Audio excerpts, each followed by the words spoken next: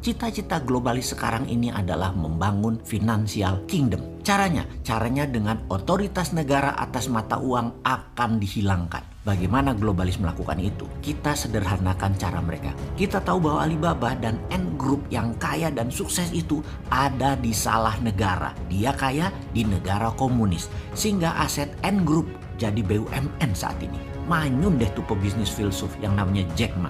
Elon Musk terinspirasi karena apa yang terjadi kalau Elon Musk suatu hari di-jack makan oleh sebuah negara. Katakan Amerika di bawah Partai Demokrat yang memang heavy on government. Kalau Elon Musk dan grupnya punya komunitas, punya produk, punya pasar yang nilainya mendekati 100 billion dolar per tahun atau sama dengan GDP Indonesia, maka pada saat mereka memerlukan funding tidak perlu ke bursa saham atau IPO, tetapi menerbitkan kripto aset mata uang digital dengan ICO-nya atau Initial Coin Offering. Kripto tadi bisa membeli barang-barang di grupnya Elon Musk dan mitra bisnis lainnya yang sangat luas pasarnya dan banyak pelanggannya. Itulah logika sederhana. Pak, untuk izin ada satu dokumen yaitu ijazah terakhir pemilik perusahaan diminta Pak. Demikian staf saya mengabari saya melalui WA. Saya begitu baca WA begini yang saya pastikan lagi dengan bertanya, ijazah sekolah terakhir pemilik perusahaan untuk apa ya? Ini artinya hanya orang yang berijazah lah yang boleh dikasih izin ketimbang yang tidak berijazah gitu ya. Ini negara apaan ya? Peraturan model apa lagi? Saya pun menjawab, sudah 20 tahun saya nggak lihat ijazah saya. Taruh di mana juga saya nggak tahu. Lah, kita aja rekrut karyawan nggak nanya ijazah. Yang penting tahu seberapa lapar dia, seberapa tangguh dan kreatif dia, serta punya keterampilan yang kita butuhkan. Ijazah nggak penting. Sama sekali kita nggak tanya. Dan kalau kita lihat dalam 5 tahun terakhir kita udah melakukan hal itu dalam kepegawaian kita, semuanya oke banget tuh performanya hingga saat ini. Ini diminta ijazah pemilik perusahaan agar izin dapat diberikan. Hebat.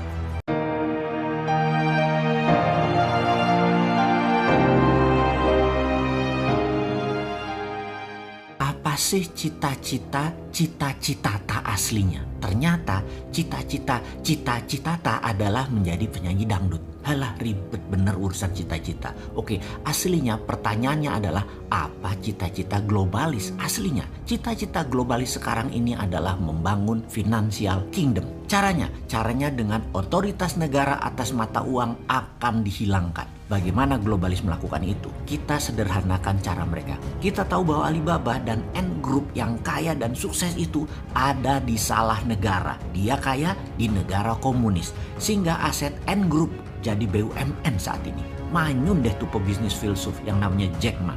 Elon Musk terinspirasi karena apa yang terjadi kalau Elon Musk suatu hari di-jack makan oleh sebuah negara. Katakan Amerika di bawah Partai Demokrat yang memang heavy on government. Kalau Elon Musk dan grupnya punya komunitas, punya produk, punya pasar yang nilainya mendekati 100 billion dolar per tahun atau sama dengan GDP Indonesia, maka pada saat mereka memerlukan funding tidak perlu ke bursa saham atau IPO, tetapi menerbitkan kripto aset mata uang digital dengan ICO-nya atau Initial Coin Offering. Kripto tadi bisa membeli barang-barang di grupnya Elon Musk dan mitra bisnis lainnya yang sangat luas pasarnya dan banyak pelanggannya. Itulah logika sederhana di dalam mengartikan otoritas negara akan mata uang akan dihilangkan. Inilah mengapa sejak tahun lalu dalam video narasi Vision 2030 Bosman mengatakan mata uang di dunia di tahun 2030 ke atas tidak sebanyak negara lagi. Mata uang global bukan dolar lagi. Underlyingnya bukan emas lagi, bukan hutang, tetapi algoritma pasar konsumen dan produksi mereka. Ini jauh lebih powerful ke depannya karena dunia menjadi digital. Aset digital jauh lebih bernilai dari aset fisik. Kuno fisik itu ke depannya. Kita sebagai manusia berdaulat, patriotis, nasionalis yang anti globalis dan anti penjajahan asing harus punya solusinya untuk mengcounter gerakan globalis karena mereka akan dengan cepat melahap seluruh dunia yang awalnya mereka menggunakan COVID sebagai biological warfare tool. Solusinya bagaimana buat Indonesia? Negara akan punya punya dua sistem keuangan saat ini sudah benar. Satu mata uang fiat fisik yang saat ini beredar kurang lebih 6.000 triliun rupiah. Yang satu lagi adalah e-rupiah, digital rupiah. Digital rupiah basisnya adalah create money atau cetak uang berbasis pinjaman. Pertama, minusnya APBN pemerintah, mintakan BI berhutang ke negara. Jangan terbalik, pemerintah ngutang ke BI. Ngutangnya ke negara melalui BI.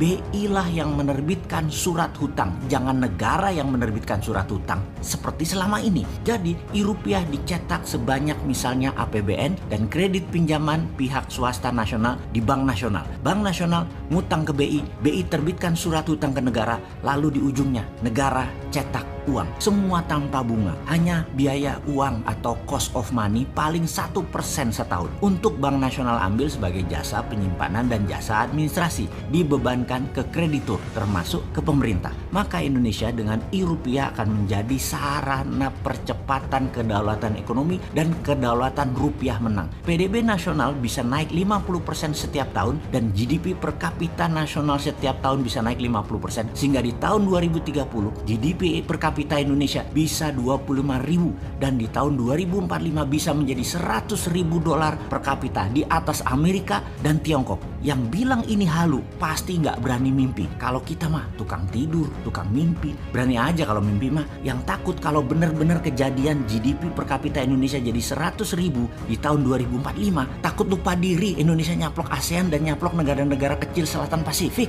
Pak, untuk izin ada satu dokumen yaitu ijazah terakhir pemilik perusahaan diminta, Pak. Demikian staf saya mengabari saya melalui WA.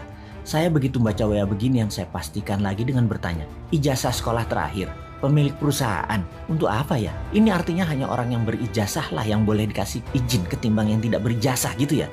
Ini negara apaan ya? Peraturan model apa lagi? Saya pun menjawab, sudah 20 tahun saya nggak lihat ijazah saya. Taruh di mana juga saya nggak tahu. Lah, kita aja rekrut karyawan nggak nanya ijazah. Yang penting tahu seberapa lapar dia, seberapa tangguh dan kreatif dia, serta punya keterampilan yang kita butuhkan. Ijazah nggak penting. Sama sekali kita nggak tanya. Dan kalau kita lihat dalam 5 tahun terakhir kita udah melakukan hal itu dalam kepegawaian kita, semuanya oke banget tuh performanya hingga saat ini. Ini diminta ijazah pemilik perusahaan agar izin dapat diberikan. Hebat. Memang membuat perusahaan baru sulitnya setengah mati di Indonesia ini. Yang diuntungkan adalah pemain lama yang namanya oligarki. Ada aja permintaan dokumen-dokumen persyaratan yang harus dipenuhi. Efeknya sulit melawan secara sehat berkompetisi bisnis dengan para oligarki lama. Jangankan melawan oligarki lama, melawan oligark KW1, KW2 yang telah bercokol lama dan merubah peraturan agar lawannya atau calon lawannya, yaitu kita-kita, para UKM yang mau membesar jadi tidak bisa tumbuh. Dikerdilkan dengan berbagai cara. Paling gampang adalah dengan memainkan peraturan di banyak departemen. Jadi mengerti kan mengapa kalau Newman jadi mendapatkan mandat 2024 nanti, BUMN jadi tinggal 20 agar nggak banyak peraturan-peraturan kebirokrasian dan negara jadi lebih lincah, negara jadi lebih swasta, lebih B2B, lebih bisnis to bisnis.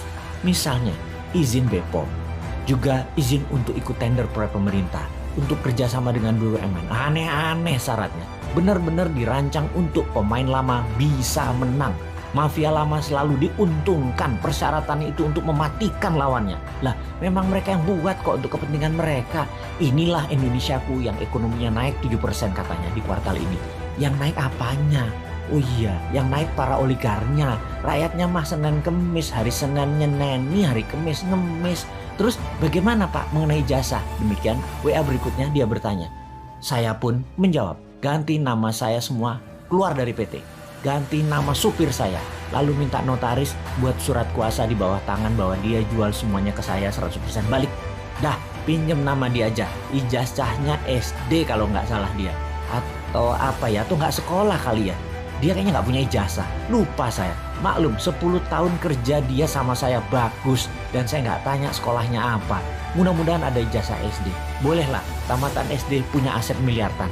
Nanti tak naikin gajinya sedikit buat uang pinjem nama, buat duit anaknya di kampung sekolah, perlu tambahan pulsa. Kasihan sekarang terbatas dibagi-bagi dengan kakak-kakaknya. Tapi izinnya nanti keluar nggak ya? Masa lulusan SD dan orang tak berijazah boleh berusaha dan menjadi kaya? Ya nggak boleh kali ya. Ya nggak tahu juga, lagi kita coba ini. Lulus nggak?